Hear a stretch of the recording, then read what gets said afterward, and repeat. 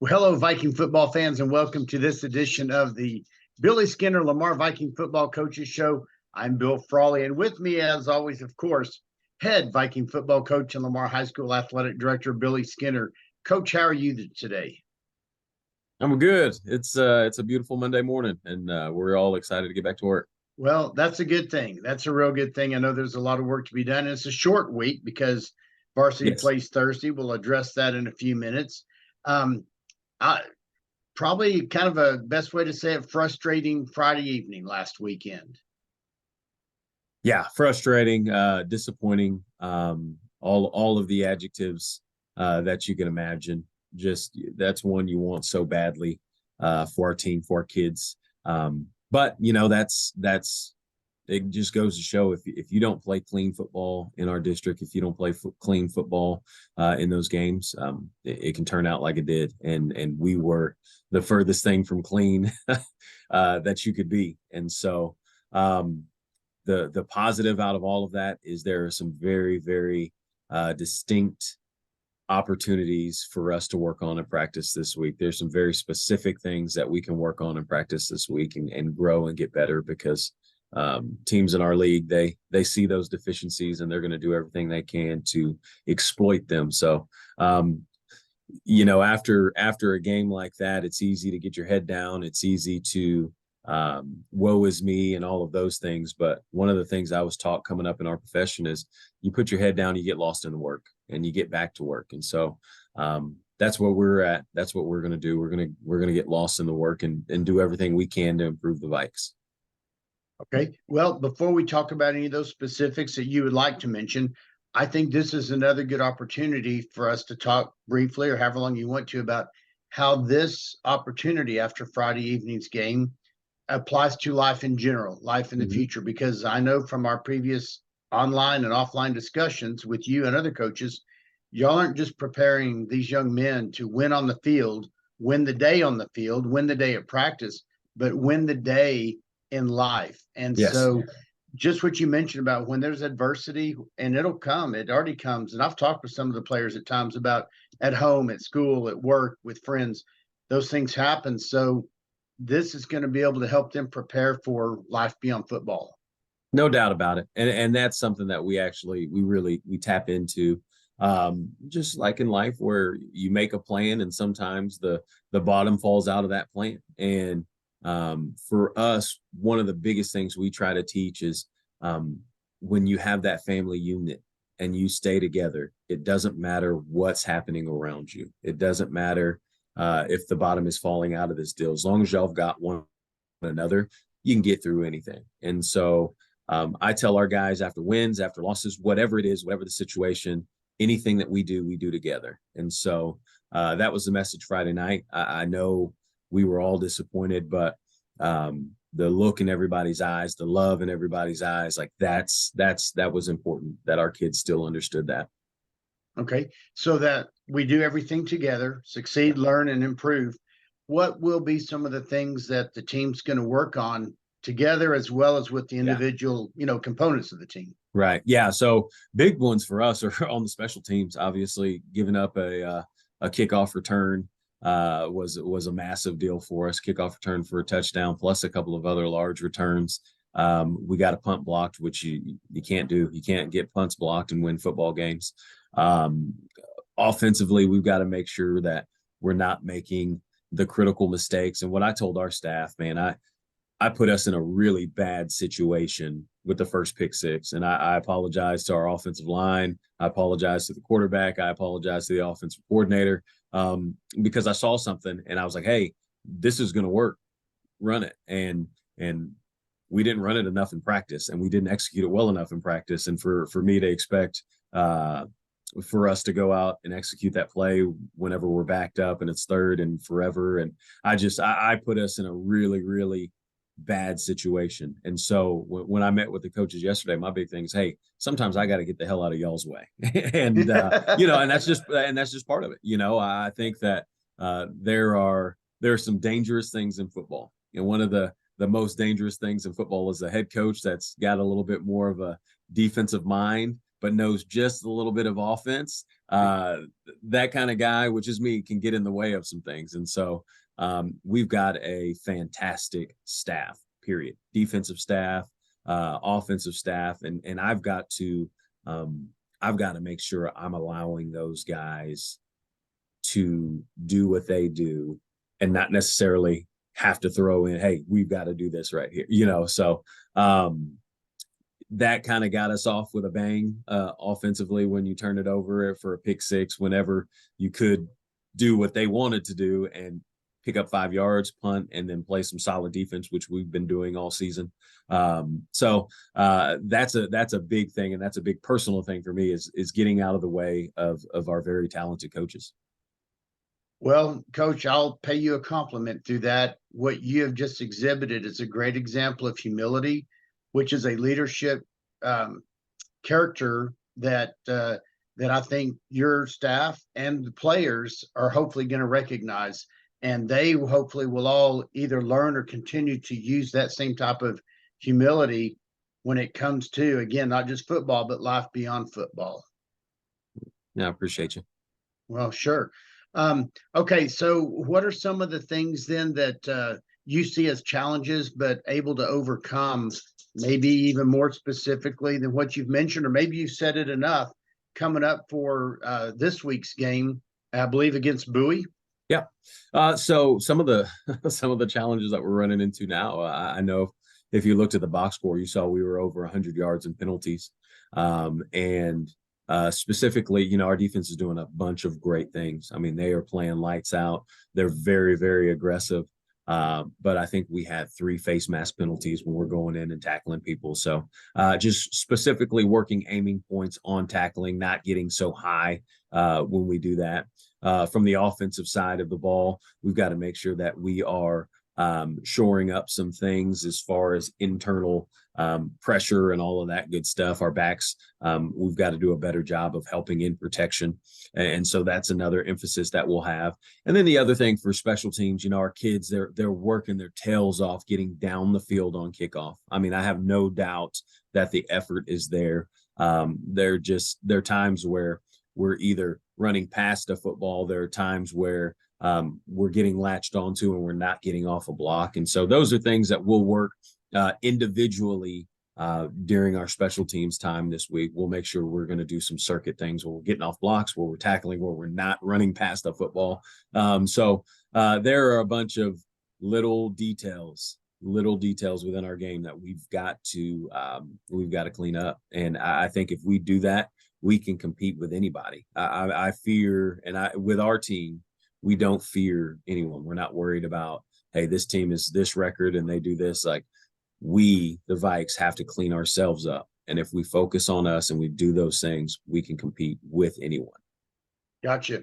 If it's all right, I'm going to ask a little bit more about the face mask penalties, because I think it's easy for anyone up in the booth, anyone in the stands, whatever, listening, watching, and saying, come on, knock it off, quit doing that. Right. But it's a difficult challenge depending on the angle of the ball carrier, the angle of the defender, and like you just mentioned, working on getting the hands lower to wrap around.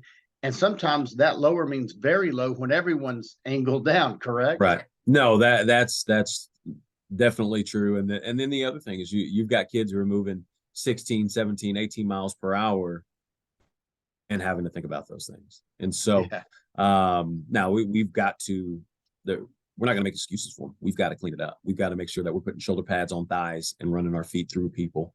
And so that's something that we've identified, because it's been in the last few games where we do a good job. We get a stop and then we get our hands up high, and our officials are doing a good job. There's 7 of them out there. They're going to see it.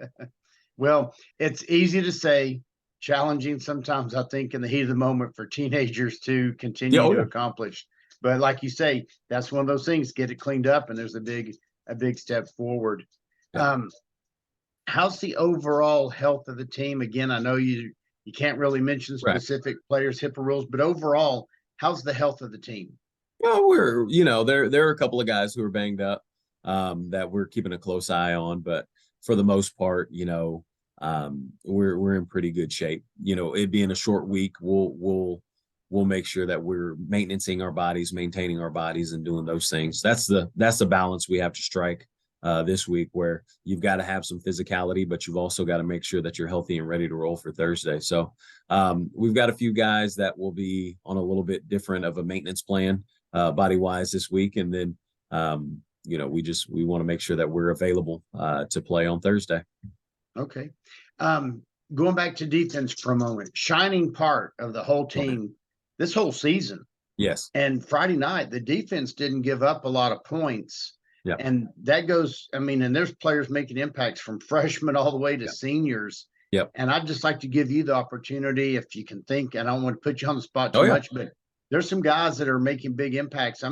Tackling for losses, quarterback sacks, quarterback pressures and hurries that result in incomplete or interceptions and those types of things. Yeah, no doubt about it. And you got guys like Tevin Booker, who he's been playing that defensive end spot, and he's getting hands on tackles. He's getting tackles for losses. He's a big athletic kid, and he makes us go a little bit on that defensive side. Cooper Barnard is another one that you see all over the field, and he plays football in a very angry fashion. You hit it on the head with that freshman, Braylon Williams. The kid he's just different. He's built like a San Francisco 49er linebacker. And he plays that way. He plays angry. It's like he's shot out of a cannon when he recognizes what's going on. He plays way above his grade level. He's just I can't say enough great things about that kid.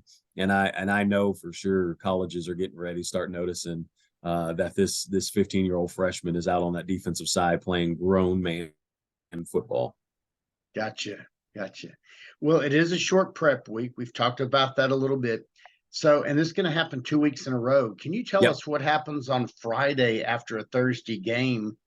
Because how does that work into film review, prep for the next week, and so on? Well, actually, I actually like how it works out better when you play on a Thursday, because you get the kids all in on Friday. You can get them in the training room. We can get a recovery lift. And then we can watch the tape all together. We can watch special teams all together. And basically it gives you an extra day of reviewing. One of my favorite things that we do on Fridays is, after we see the mistakes we make Thursday night, we'll actually take them down to the turf, and we will have a review cleanup period. And hey, this week we really struggled whenever we did this concept, because maybe we were shortening our steps, or maybe we were struggling getting our hands here. And so we take them down to the turf. We actually walk them through what they physically failed at the night before. So it gives you a little bit more in-depth review of the game on Friday night, or on Thursday night. And then Friday, you get a little bit more in-depth review because you have extra time. Sounds really good. Yeah. Well, would you like to walk us through Wednesday with the sub-varsity games and who's playing where and when and all that? Yes. So we're going to play Wednesday this week. Bowie actually only has one JV, and they have only one freshman. I was working the phones all weekend. I was not able to secure a gold game for our JV or our freshman this week, but we will play one freshman game at Bowie at 5:30. And then we'll play one JV game here at Cravens at 5:30. And then we'll kick off at 7:00 Thursday at Choctaw. So I know that it's not fun for the gold teams that don't get to play this week, but what a great opportunity for those players and their families and fans to show up and support in the stands. Have a big boisterous crowd for that Navy JV or Navy freshman team, whoever they want to go follow. Absolutely. No, that's a big deal. Okay. All right. So playing in Choctaw Stadium for varsity on Thursday, we've already had at least one game there this season. What is it like playing with, in a stadium with 40-something thousand seats, but you've only got, a few thousand fans? Yeah. Does that make for a weird situation, or?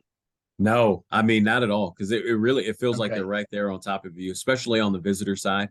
So you feel the support, you see the support. Don't look in the end zones. Obviously there's nobody going to be in those seats, but no, I think the way that it's set up, and just the feel for it, the video board, the turf, like it's such a cool atmosphere. I know I really enjoy coaching there. I know our kids love playing there. Cool. Well, it's kind of interesting, and here I am, sort of tongue in cheek. You see $60 million stadium for high school being built here. Prosper has $100 million stadium on the proposition, election. How many high schools get to play in a $300-400 million stadium No, with that's 40 something thousand seats? I'm telling you, it's yeah, it's a cool venue for sure. All right.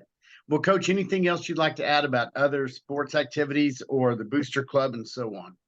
Yes. So today at about 8 o'clock, between 8 and 8:15, we're actually going to have a send off for our boys cross country team. They made it to regional, so they're headed to Lubbock this afternoon, or I guess this morning, and they'll run tomorrow morning. So excited for those guys. I didn't realize this.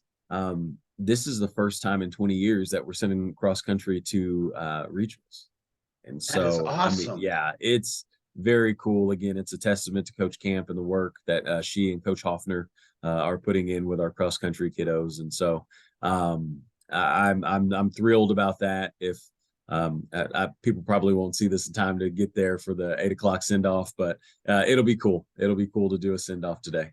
That's in 25 minutes from the That's in time we're 25 minutes. I recording don't know if we can get it out there. Well, but knowing about it, and people can be thinking about to support the cross country team in ways they want to from afar, or hey, someone may want to make that trip out to Lubbock. Yep. Yep. All right. Anything else to bring up? You know what? I do. We had an unfortunate event that happened on Friday night.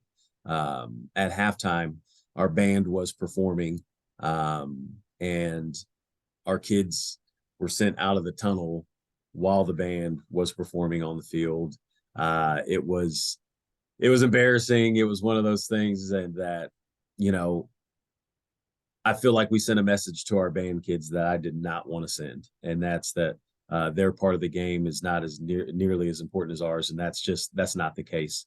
It was a mistake on my part, a failure on my part to communicate more clearly, and so our kids were sent out while they were still performing. We were able to stop them and try to keep everybody safe, but I was just completely mortified by that, and so I talked to Alan Lang after the game, and I apologized profusely. And I know that doesn't always help, but I want our band families to know, I want our band kiddos to know that from the bottom of my heart, very, very sorry that I allowed that to happen. Very sorry that we took part of your spotlight, because you guys are a huge part of the Friday Night Lights experience, the atmosphere. I've seen games without a band there. No bueno. I mean, it really is. They bring the life to Friday night. And so I hate that happened. But I also want to make sure that everybody in our band community, everybody in our fine arts group knows that we really, really genuinely appreciate the work that you guys do. And we know that you guys are critical to what we are here at Lamar High School, not just football, but in everything that we do. So I just want to send that message to our band and to our families, because that was super unfortunate. And I hate that we had to go through that. Well, I'm confident that the band community, fans, boosters, and the band members and everyone will understand that is a heartfelt explanation and apology. And a coach, again, way to own up to something, I mean, seriously, it's not easy to do, but way to go. So, Yeah. Okay. All right. Anything else to mention? Other athletic events or Booster Club reminders? All right, let's see. We've got playoff volleyball.